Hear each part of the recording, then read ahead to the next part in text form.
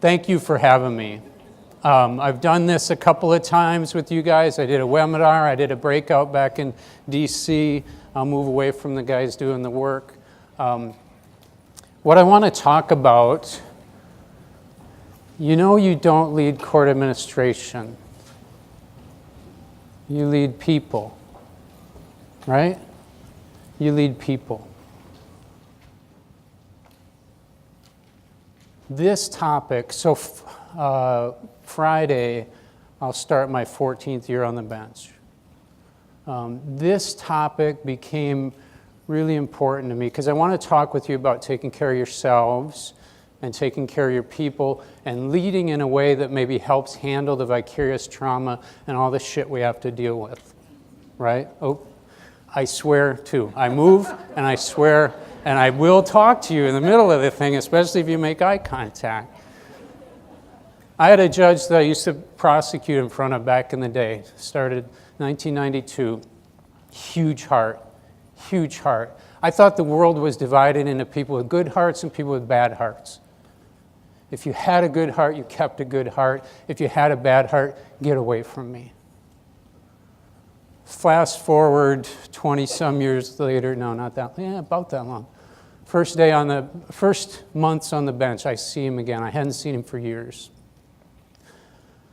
We're at a judicial training, and he comes up to me and he says, you know what I've learned?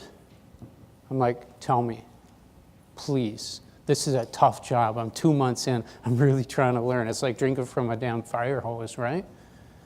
He said, you can't make a difference. And it broke my heart.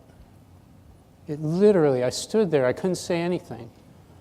And I thought, what the hell happened to you in this last many years? So what I've come to is this idea that we got to take care of ourselves or this work can kill us, right? And I know that you have it harder than me. I know that you're in the window and people are blowing. Hi, how are you? Hey, Shaun. Hi, Hallie. It's nice to see you. Yeah, good to see you. Imagine that. We have breakfast together. How do you take care of yourself? You guys, and your folks in the window, I was at the one on kindness and dealing with folks in the courthouse, 64 AmeriCorps kids dealing with people in the... I get in there, I got the robe on, you're separated, I got security watching you, blah, blah, blah, blah, blah. How do we take care of ourselves? So I want to dig in a little bit, kind of do some background on why this is tough. Uh-oh. Uh-oh. It's over there? I'll move that way. I'll move that way. I want to talk about why this is tough, why it's the human condition. I want to suggest fairly quickly some strategies for self-care. I want to talk about kind of leadership ideas. I want to talk about taking a broad brush approach to figuring out how to maybe make the courthouse, your office, your team, a safer, better place for your people, right? Here's the deal. You've all seen this picture. We're wired for connection. We are wired. I feel what you feel. That's the way we're made. That's the way we're made. You see this. Anybody know what that picture is? Shout it out. Yeah, winning what? Women's Cup, right? What happens, I have a history degree, so I don't know crap. There's this thing called mirroring neurons, right? When you see her do that, even when you look at this picture, these many years later, your brain lights up in the same place that she was lighting up when she was feeling that. You feel what she feels. It's how we're made. My chief judge, I'll show you a picture of us in a bit. When she yells, I was chief judge before her, now she's chief judge. It's not a big thing in Minnesota. You don't get to boss nobody around. When she sends me an angry email, I send this picture back. I don't say a word, I just send her the picture. She's like, cut it out. I'll send her the picture again. I'll send her, or this one. Look at that. Right? Oh. In 3 or 4 seconds, you can tell the story behind that thing. You can feel it. If you sit and think about it for a while, some of you'd start crying. We're wired to connect. It's a gift. It's a total gift, and it's the way we're meant to be. Oh, I got to make it back to my Minnesota table back here. They didn't think I'd come back. Here's the catch, right? We got two modes that we work in. One is the parasympathetic mode. Think of peace. Parasympathetic peace. It's rest and relax. He's hiding his phone from me. Rest and relax. We also work in the sympathetic system. That's where you fire up. Fight, run, freeze, right? Adrenal and cortisol pours into your body, and you can move like crazy. I've got a 4:15 breakout. We'll talk a little bit more about cortisol, and you guys would have 100 stories in here about times that your sympathetic system kicked in and you went. I met a guy, he and a buddy rolled a Ford Bronco, not a Bronco 2, a Ford Bronco. That means something to some of us, off a friend who got trapped under it. That is an awesome system, right? It's an awesome system. You're walking through the woods and you see the bear. That's where that kicks in. You want to be able to run. You don't want to sit and think about it, right? Here's the problem. Here's why this becomes an issue for all of us. This is where we work. This is what we see day in and day out.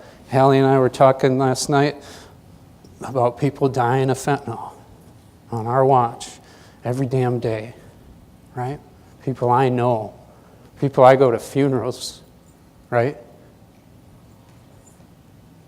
We work in places where we need security to protect us from the people we serve, right?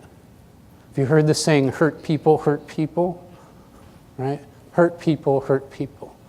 We got a lot of people coming through who are hurting others, right? That's what happens. What if the bear is always there?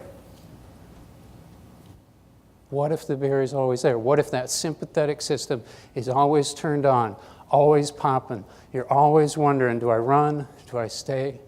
I tried a 3-week pro se murder trial 3 or 4 years ago. My voice still shakes when I say it. He's his own damn lawyer for 3 weeks in a murder trial. He's a security nightmare. He's threatening to kill me, prosecutor, jurors, security, and we got to have a full-blown trial with all the rules of evidence and stuff, right? We spent lunches thinking about where we'd run, right? He's testifying about this far from me, right? What happens when he goes? Where do you go? The bear can always be there, right? And you can just turn up and up and up. How many of you are feeling me? You know what I'm saying? Right? Right? Whoop, wrong button. I'll do that too. This is how it works. If the bear is always there, it can just go up and up and up and up and up, right? You become more hypervigilant. You don't want to go to any restaurant in town because, up and up and up and up. We'll talk about this a little bit. One of the downsides of cortisol, and can you feel that? Cortisol hits you really hard. And if you're always scaling up that slide, if the bear is always there, it has real impacts on your life and your health. It can disrupt your sleep. It can disrupt your eating so that you want to eat and eat and eat. It can, then lack of sleep is a cycle where it goes back and forth and makes it worse and makes it worse. Cortisol is your enemy. Here's some slides on the, I won't read them to you, but how many of you know folks who are burned out in the job? Right? I won't ask how many are self-identifying. Right? Right? My friend who had decided after many years of doing really neat stuff that you can't make a difference, I would argue is burned out. He's having a bad day too. It might get better, right? But there's strategies. I put these slides out there. You can look at it. I don't know what your score has to be to say you have burnout. We can talk about that more in the breakout if people want to disclose. What do you do? What do you do? I suppose you can win the lottery, right? Is that a good? It's a strategy. I don't know if it's an effective strategy. The volume isn't going to stop. None of you all are going to say, geez, they just doubled my budget, so I'm going to hire so many people that we have an overabundance of people to work the windows and work the lines and work the people. A lot of that stuff isn't going to change. It's not going to be that all of a sudden everybody coming to court is happy, right? So what do?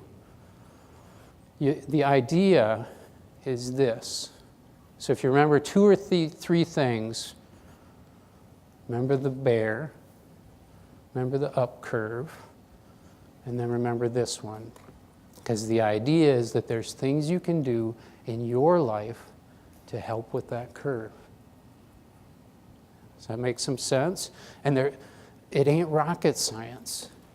None of this is going to be, high-tech rocket science. First, the fact that you're burning out, the fact that your 1,000th burglary sentencing does not feel like your first burglary sentencing, or your first termination of parental rights and your 300th termination of parental rights don't feel the same, it's normal. The fact that we struggle here is normal. It's a byproduct of how we're made.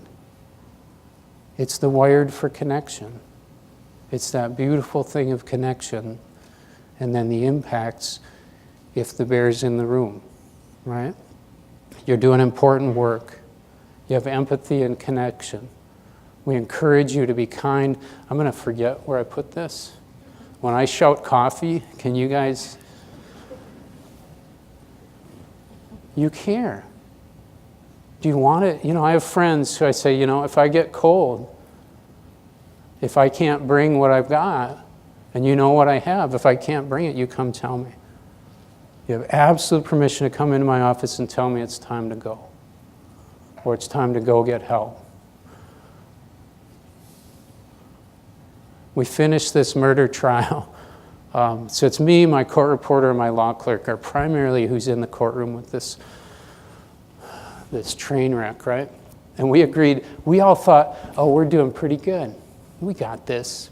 It's normal for one of us to cry at lunch. That's not a big deal, right?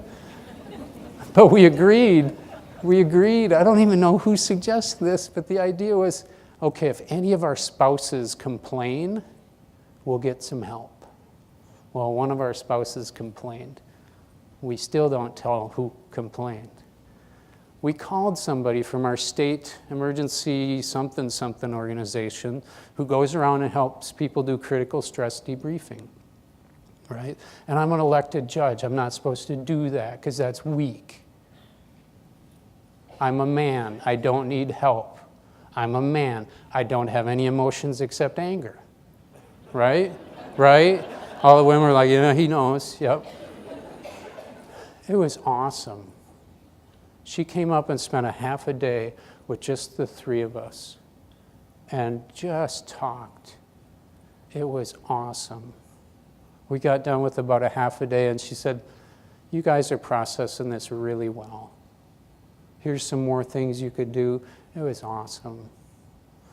Whole new staff. March of last year, we tried a case with a dad who was raping his developmentally disabled daughters. My law clerk, it was her 11th day of work when she started that trial. We got done, and we didn't have to have spouses say, I'm like, we're calling Karen. Same thing, we got Karen up, spent a half a day. It's okay to ask for some help. It's okay. 1, this is a natural byproduct of caring.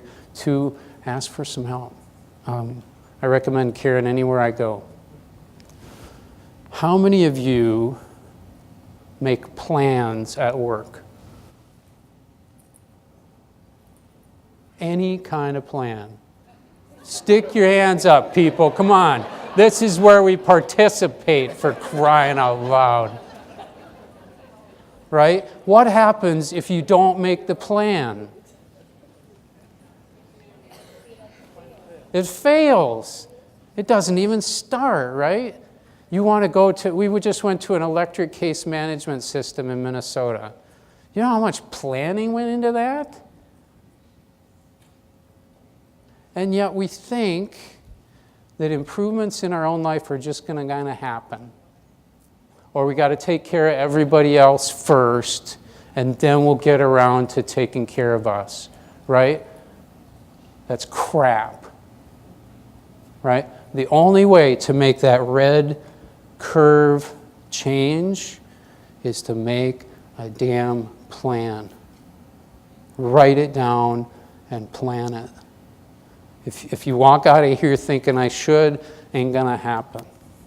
There's a ton of research and a ton of good thoughts. We'll dig in a little bit to a couple of different ideas during the breakout about triggers and how to try and set change into your life. But think about the obstacles.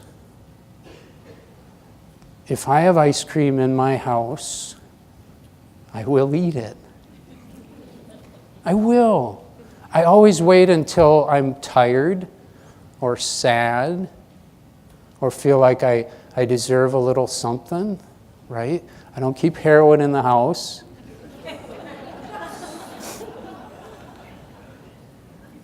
And I'll just feel it coming, right? And I'll think, oh, there's that ice cream. And boom, I'm all in. I start thinking I'm just going to have a spoon. Then I see those pretty little Pyrex bowls. I think, I could take a spoon and just put it in that Pyrex bowl. And then I'm reaching for the Pyrex bowls, and I see those big, beautiful blue bowls. And same thing. I can just take a scoop and put it in that beautiful blue bowl. And what do? I fill the blue bowl with ice cream and eat as much as I possibly can. Think about the obstacles.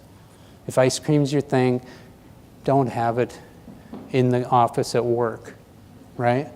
Think about the obstacles. Think about what's going to get in your way. Think about simple planning. Make some simple plans. I got a buddy who's decided to do one thing.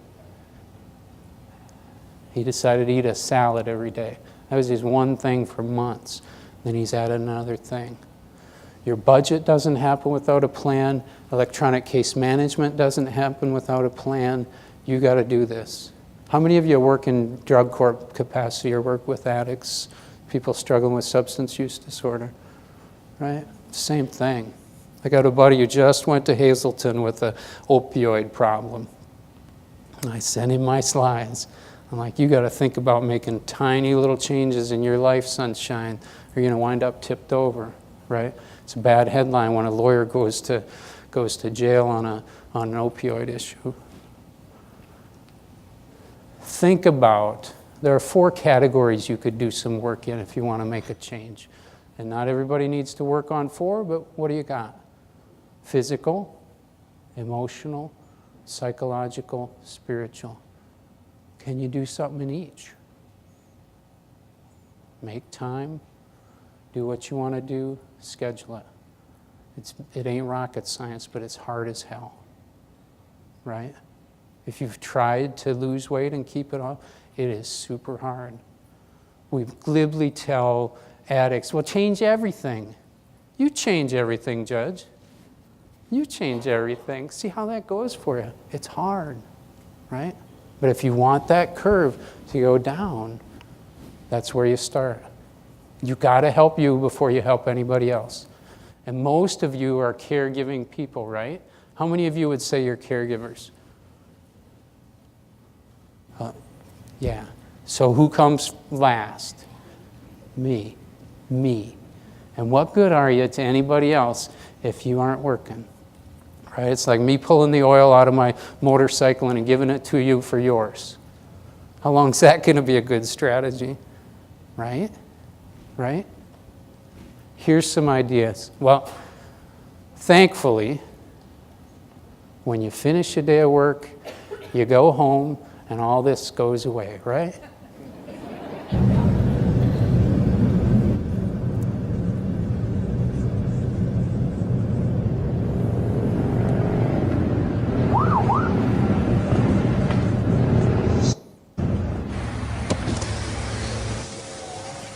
Good afternoon, madam.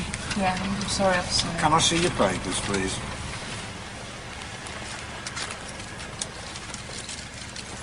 Hello. Mummy in a bit of a hurry, was she? That's not my mommy.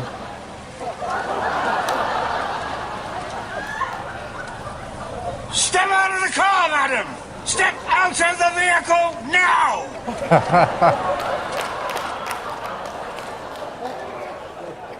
How many of you have kids like that? How many of you were kids like that? Right? I love that video. I don't know if it's even relevant, but I just love it. You go home and it's the same thing, right? There's stress at home. There's stress, ain't a lot of oasis, quiet, peaceful places that just welcome you in, right? You're gonna have to make this, right? Some simple ideas. Eat right. Eat right. It will help. It will fight cortisol. It will fight the impacts of cortisol and stress and the adrenal response in your body. It ain't magic. It's the way we're made, right? Sleep. How many of you get 9 hours of sleep? Don't let them scare you. Put your hand up. There are a few of you. Yeah, see? It's awesome. Einstein said you got to get 10, 12 if you want to do physics. How do you get 9 hours of sleep? She goes to bed early. It's not rocket science. You flew me in from Duluth, Minnesota to tell you that. Right? And everybody, but the only way to get sleep is go to bed early. Yeah. Yeah, and we can talk about this. I mean, I've got some on the slide. I won't dig into it, but sleep. So all that cortisol is doing to you, sleep counteracts. Eating right, sleeping counteracts. They say, and you giggle, because we could have a contest to see who gets the least amount of sleep, because that's cool, right? Because then you're busy and then you're important, right? They say you should get about 7 to 8 hours of sleep. You should get about 7 to 8 hours of sleep. So if you're going to make a plan, you got to go to bed early enough to get 7 or 8 hours of sleep, right? Right? Beware substances. Where are my coffee guys? If coffee were illegal, I'd be in prison. Me. You couldn't make me stop coffee if you wanted to. Right? But beware substances. Beware other stuff. It's not all just substances. It's not all just bad, scary substances like meth and heroin and crack and fentanyl and carfentanil. Our society is awash in alcohol, brothers and sisters. I was here at the reception last night. I saw.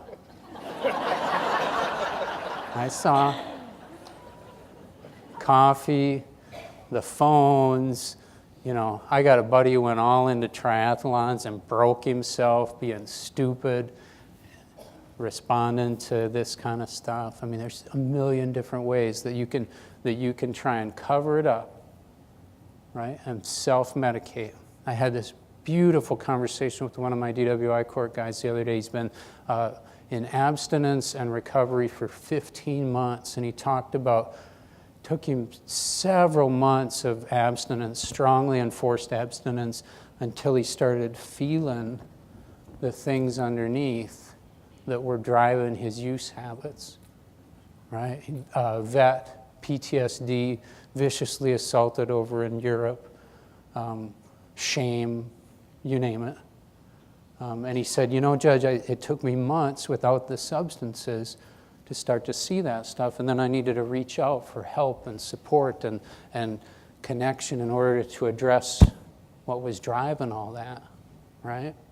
True with us, too. I quit coffee for 6 months. I didn't think life was worth living.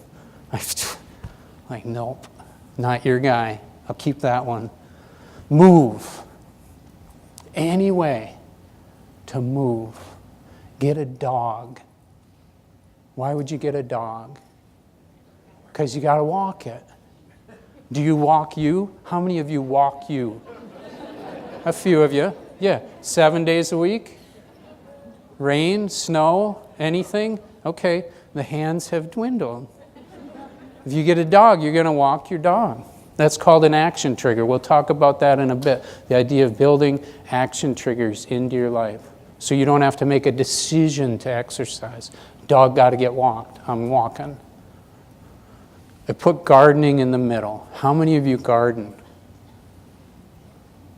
Have you heard of the Blue Zone research? Yeah? We're a Blue Zone City. You're what? Where are you? Fort Worth, Texas. You're a Blue Zone city? Yes, sir. Wow. Blue Zone are the areas across the planet where people live super long. I was having dinner with a exchange student that we had. She's from Sardinia. They live long. Other places, Okinawa, gardening seems to pop up high amongst these cultures. It's not that you got to go out and run an ultra marathon, become an Iron Man, whatever. Move, right? We'll talk about that a little at 4:15. This is what I do. That's my coldest day. Yeah. Isn't that awesome? I'm known, you won't believe this, I'm known as the crazy judge. Because that's what I do. 10 years ago, I rode my bike because gas hit $3 a gallon. I was 25 pounds heavier. I was vastly out of shape, and I rode to work. My ride home now, I climb 749 feet straight up, and then I tap out and go back. It almost killed me, even half of that the first day. I thought about getting off the bike and walking it, but there were women. You with me? In the front yard, about a third of the way up the hill, and I'm like, I'm not walking away, bike by a bunch of women. I'm 11 inside. I always will be. Got up there, almost threw up. The first 2 weeks, I almost threw up every dang time. It was awful. And about a month in, I realized when I get home, I'm a better dad than on the days I don't bike. I'd be patient with meth addicts all day long, and I'd go home and yell at my 5-year-old, right? I'd feel this crank, and then boom, right? So I thought, oh, I can do that. So I just kept doing it. That's an action trigger. I don't think about whether I'm exercising because I ride a bike 10 times a week, right? I got to get to work. That's how I get to work. I got to get home. There's the bike, right? It's almost as though the decisional heaviness is lifted if you can build triggers in. Get a dog. Park 6 blocks from work. Climb the stairs every time. Oh, I climb the stairs. Oh, I climb the stairs. You don't have to sit and think, should I climb this? No, that's what you do, right? It's been the best thing I've ever done. Helped me get in shape. Made me an arguably better dad. Way to deal with the stress, right? Think of something. Nature. How many of you feel a desire and a yearning to spend time outside? Right? You think that's an accident? You think that's just weird? There is something about being outside that is healing for us. It'll reset you into the parasympathetic. It'll help those red curves drop back down. It can even be video nature. It can even be thinking about nature. And it'll have some of those same impacts on you. Community, faith community. We're wired for connection, right? We do We've done some drumming ceremonies in my courtroom with graduations and stuff, and that's super powerful. Wish I could be part of that, but I can't. I'm just one stupid white guy, so it ain't gonna work, right? Find a community. As a judge, maybe you see it too, I withdraw. My tendency is to withdraw. I'm tired, I've done enough. I don't want to bump into people whose kids I took from them, right? This can be a challenge, but it's a go-to. Talked a lot about mindfulness. We'll talk about this a little bit in the breakout. There are lots of different ways to work on being present. Anybody seen this picture other than through me before? Yeah? This is the Pope coming to New York City in, was it 2012, 2013? Do you see her? You see her? We can talk all day, we can sign up, we can get our yoga mats out, we can do a bunch of different stuff. Everybody's split, and she's there. That, in way less than 1,000 words, is mindfulness. Being present, fully there. My kids now are 23, 21, 19, 17, and 14. And one of the big regrets in my life was not being more present when they were little ones. Because I was too damn busy, I was run, and I couldn't wait for the next stage.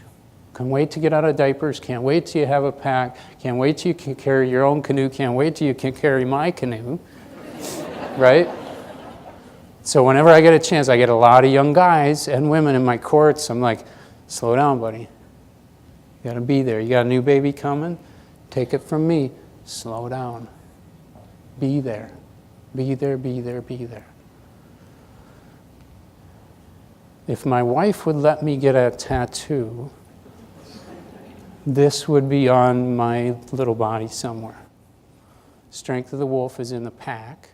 Strength of the pack is in the wolf, right? So y'all are leading people. So let's transition into thinking about what that means to be a leader of people who all are struggling on these lines in one facet or another, right? I think the speaker this morning talked about this. Richard Boyatzis does a lot of research on emotional intelligence, quality leaders, mindful, playful, hopeful, compassionate. Krista Tippett, sorry about the Minnesota references. To be a better leader, be a better person. You got to put your own mask on. You got to what do we say all the time? You got to deal with your shit, right? Issues, right? To be a better leader, be a better person. Google. How many of you have read this book? Google did a bunch of research on what makes effective teams. 50 years of kind of data, deep dive into the research, then a bunch of research on their most effective teams. And I didn't say happy teams, I said effective. Who gets the work done? They thought, do you need a type A leader? Does everybody need to play softball together? Do you need to talk about your kids at work? Do you need to not talk about your kids at work? Do you need to be egalitarian? Do you need to be top down? Do you need to be bottom up? They found two and only two indications that were consistently there for effective teams. And it ain't rocket science. Everybody speaks in roughly the same proportion. Everybody gets a voice. And it's a safe place to talk. I lead a lot of teams because I'm doing drug court stuff, and that's my job. It's to make sure every voice is heard and that it's safe to speak. And I'm probably the most dangerous person in the room, right? I got almost all the power. I get to make decisions unilaterally. I got to pay a lot of attention to me for that second one especially. Make it in a safe place for you to speak and for us to share and move together. right? How many of you focus on laughter in your leadership? Where are you? Yeah, you raised your hand. Where do you work? In Alaska. What do you do? What do you do for laughter? Try to find humor, share with people. Some of it's, yeah. Laughter turns out to be one of those same antidotes to cortisol. Eat well, sleep, exercise, move, community, connection, laughter too. I don't know how you build that into big court structures. I don't understand that. This is me and Sally.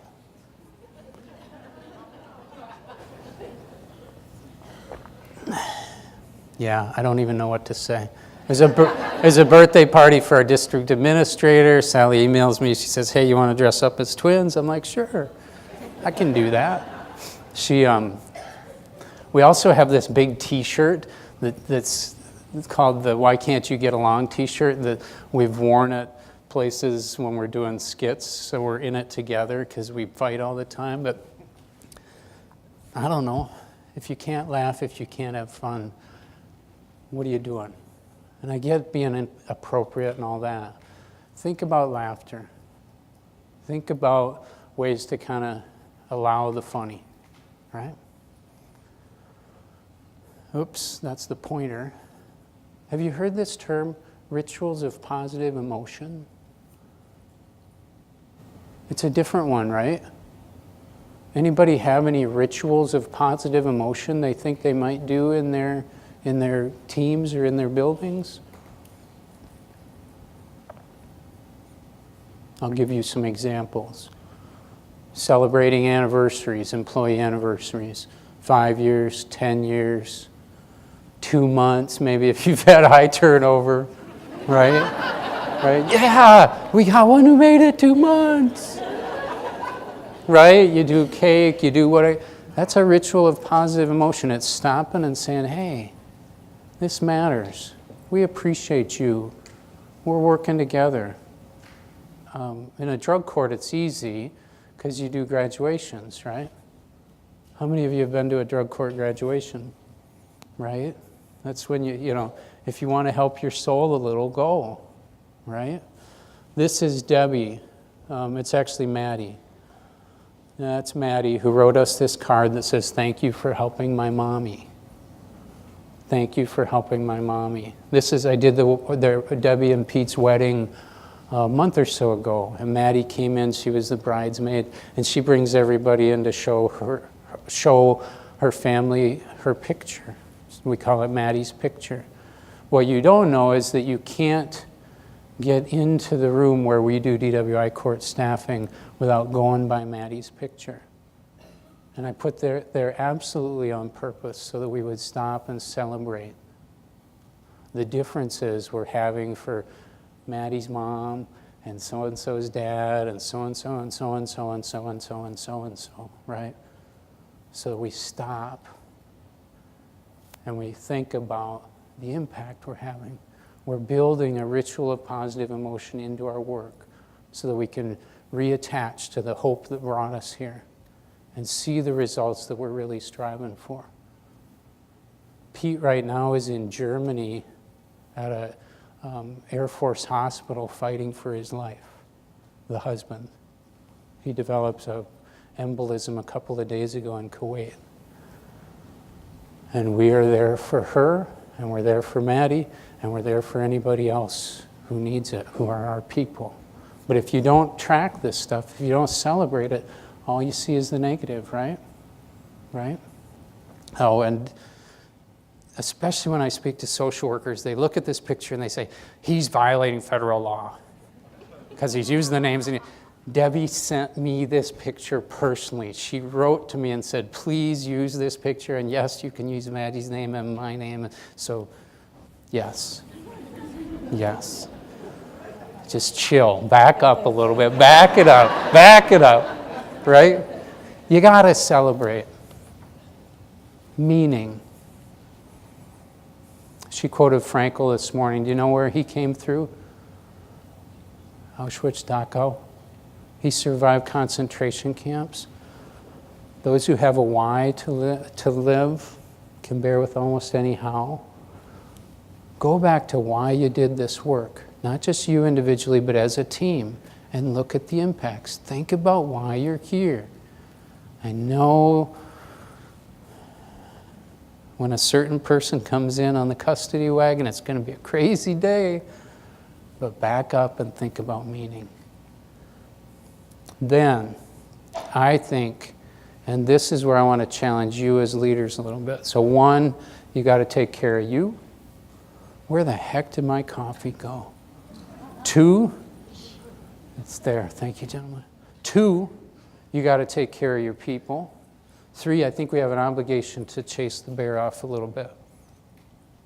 I cannot say to you, the bear's in your cubicle, suck it up, sunshine, here's some strategies, if I don't make some attempt to take the bear down or to take on the bear, right? How do I look at a system and think about this? So you can use either image, this one on the left, playing with bear cubs, or the one on the right, chasing, whatever you want. But I think as leaders, we got to figure out ways to try to reduce the bear, to try and tame the bear, to try and extricate ourselves from the bear even for a little bit. Where I turn is to, how many of you, and I know it's buzzword, trauma-informed practice. How many of you have looked at and taken a look at trauma-informed practice? Okay. It's the idea that hurt people. And that the people coming through our place are hurt people. And a lot of us are hurt people too. Right? How often do you have a conversation with somebody who's struggling within your shop? Right? Here's the 4 principles of trauma-informed practice. And we can do it anywhere. And I throw it to you to do both thinking about how you interact with clients in every capacity, and then how you interact as a team with your folks. Realize trauma's everywhere. It's everywhere. Right? Recovery is everywhere too. How many of you have seen the ACEs study, or the ACEs research, adverse childhood experiences? Right? What's the top score you can get on that? 10. If you get 4 or higher, leads to all kinds of terrible downstream consequences, a lot. I have 2 dear friends that I work with all the time that both score, one scores 9, one scores 10. They are high-functioning, awesome people. Recovery, resilience can abound. So know that it's everywhere, and know that there's a lot of people doing really well. Even came out of really, really tough stuff. Learn about the signs and symptoms. If you want to look at the ACEs study, it's on there, Kaiser Permanente, Google it. Respond by understanding trauma and putting it into effect in your shop. And then see if we cannot re-traumatize people, right? The security picture. I did a training in a little courthouse in Chicago. We went through security. We were there. We had suits on. We had briefcases. We had laptops. We were there to train their judges and people. The security officers were total shit. It's unbelievable. Mentioned it to the judge. He said, yeah, he had friends whose son was murdered. They tried the case in that building. Went to full trial, sentencing, everything. They came to him afterwards and said, you know what the worst part of all of this was? He's like, what? Going through your security. Right? A lot of what we do re-triggers people and makes it worse. A lot of what we do. Right? Even some days putting on that black dress and climbing all the way up and looking down at people. Like, why the hell do I do that? It's got to be safe. Think about ways to make your place safe. And I'm not just talking about stopping active shooters. I'm talking about a place where people can talk and be heard and feel like they were listened to. Clients, staff, everybody. Trustworthy, transparent, an ability to kind of know what's going on, not wondering what the kid behind the curtain is doing. Peer support, work together, work together, work together, work together. Collaborate. Right? It sounds like Google, doesn't it? Safe place, everybody talks. Safe place, everybody talks. Give people voice, empowerment, choices. We do this all the time with people with substance use disorders. Back in the day it was, here's the plan, you're going to do it. If you don't do it, that's your fault. Goodbye. Now it's, what do you want to accomplish? I see 3 or 4 ways. What do you think? Which outcome is going to be better? The one I've given people choices, right? Cultural, historical, gender issues, you got to see them, you got to see them, you got to see them. I'm going to skip through. I'll show you one picture. So in St. Louis County, we have 3 tribal entities. That's Carlisle Boarding School. There's not a week that goes by that I'm not interacting with somebody whose grandma or grandpa didn't go into the boarding school system. Not a week. If I am not aware of that so deep in my soul, shame on me and get me out of there, right? I gotta understand, and I can't understand. I gotta be aware of what's going on in my community. I gotta understand what people are struggling with or do my level best, right? You can't see it. If you can get the slide, there's one little girl down here with her arms crossed. She's right up front. I always wonder what happened to her. She's the only one kind of coming back at them. I would love to know her story. It'd probably kill me. Trauma-informed judicial interactions, and that's all of us, and it starts with me. I own 90% of this. I totally get it. You know, and you guys are trying to protect people from me sometimes. I totally get it. So this message comes to me first, but we all got to share it. Trauma-informed judicial interactions begin with good judicial practice, treating individuals who come before the court with dignity and respect. Dignity and respect. Do a walkthrough. My question to the judge in Illinois is, why haven't you changed that? Why haven't you changed that? Because it happened to me today. So it's still happening the same way it did when that murder trial went on. Do a walkthrough. Take a look. Rip down some of your damn signs. How many signs do you have in your house? How many signs do you have in your house? Screaming out, go here, don't do this, go there, don't do that, go here, don't, you know?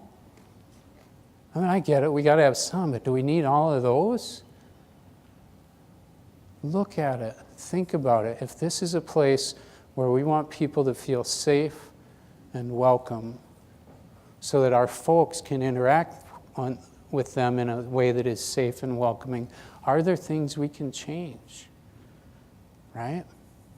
I got to be totally aware of myself as a man with power and how I approach people. We'll talk about some of that in the breakout, but do a walkthrough, see what you got. Let me show you this, and then I'll open it up to questions. Tons of research out there says that the best thing we can do is connect for health, etc. This is a video of some folks who, it's the weirdest thing. They set up and they challenged strangers to make eye contact with them for a minute. Watch what happens.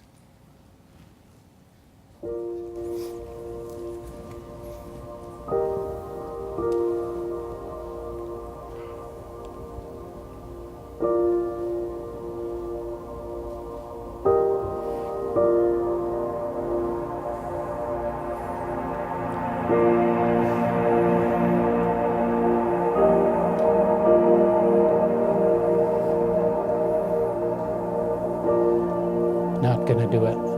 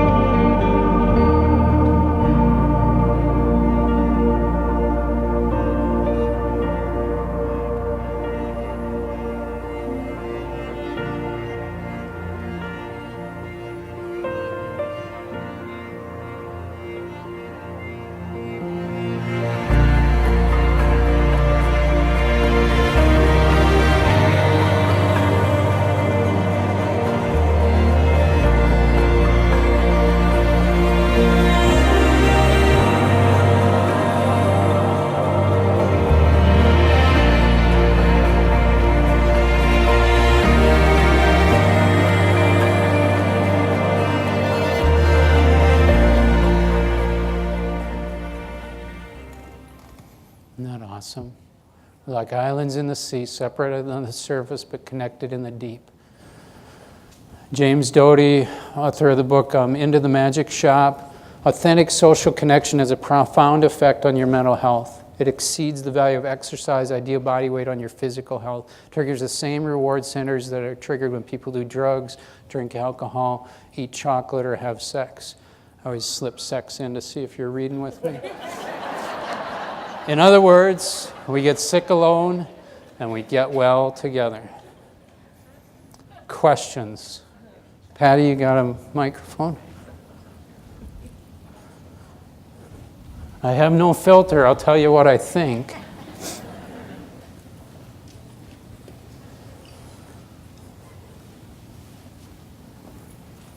We'll just wait.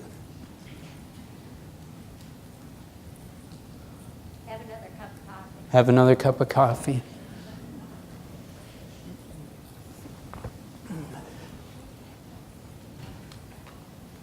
All right. Bless you. Thank you.